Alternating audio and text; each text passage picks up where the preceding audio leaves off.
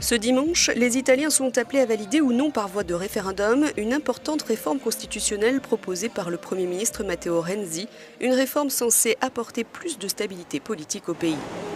Décrite comme la plus importante depuis la fin de la Seconde Guerre mondiale, elle vise une quarantaine d'articles de la Constitution et devrait stabiliser le système politique italien qui, justement, depuis 1945, a engendré pas moins de 63 gouvernements.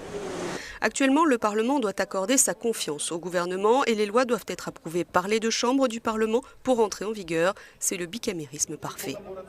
Cette réforme vise surtout le Sénat. Il perdrait en volume et en impact politique. Des 315 sénateurs actuellement élus, il n'y en aurait plus que 100, dont 74 conseillers régionaux, 21 maires et 5 nommés par le président de la République. Cette réforme fait aussi un pas en arrière en termes de décentralisation des régions.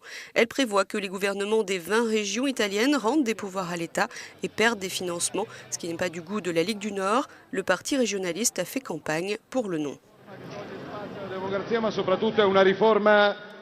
C'est une réforme qui enlève pouvoir, liberté et financement aux régions, même celles les mieux administrées.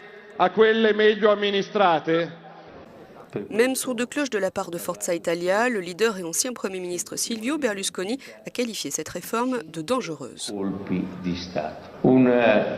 Un éminent juriste allemand a défini la réforme comme un coup d'État tranquille. Renzi doit être très prudent avec cette réforme. Il pensait favorable à son avenir politique. N'importe qui peut gagner, même Grillo. Avec la clause de suprématie, le gouvernement décidera si bon lui semble de construire une plateforme pétrolière, une centrale à charbon ou une centrale nucléaire. Il le fera. Beppe Grillo, le leader du mouvement 5 étoiles, se déchaîne contre la réforme qui, il l'assure, réduit les droits du peuple et est antidémocratique. Le Premier ministre Matteo Renzi continue, lui, de faire campagne pour le oui, mais après avoir lié son destin politique au résultat du référendum, il a encore essayé récemment de rectifier le tir.